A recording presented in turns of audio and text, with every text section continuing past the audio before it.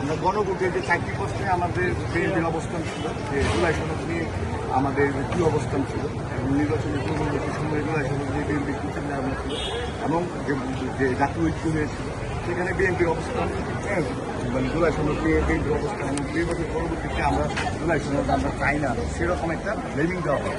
কিন্তু এটা আসলটা কি, জুলাই সনদে যে ইস্যুগুলো ছিল এবং পরবর্তীতে ইস্যু পরিবর্তন হয়েছে, এটা পরিবর্তন করা হয়েছে, সেটার সাথে সেটা সাংঘর্ষিক বিদায় বিএনপির কী অবস্থান এবং কোন জায়গায় সাংঘর্ষিক হয়েছে সেক্ষেত্রে আমরা এখানে তুলে ধরা হয়েছে। আমাদের নতুন যারা আমাদেরকে এটা আমাদের দলের প্রস্তাবনা এবং দলের অবস্থান এটা ওরা পড়বে এবং সবাইকে আপনার সংসদের দক্ষিণ প্লাজায় জুলাই সনদের যে মূল পাণ্ডুলিপি যেটা স্বাক্ষর হয়েছে সেই অনুসারে বিএনপি কাজ করার জন্য যথেষ্ট চেষ্টা করতেছে। আপনারা দেখেছেন জাতীয় সংসদ নির্বাচনে আপনারা কি বাসে যান?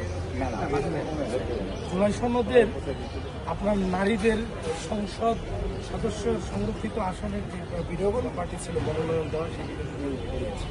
পাশাপাশি আপনারা দেখেছেন বিভিন্ন ডেপুটি স্পিকার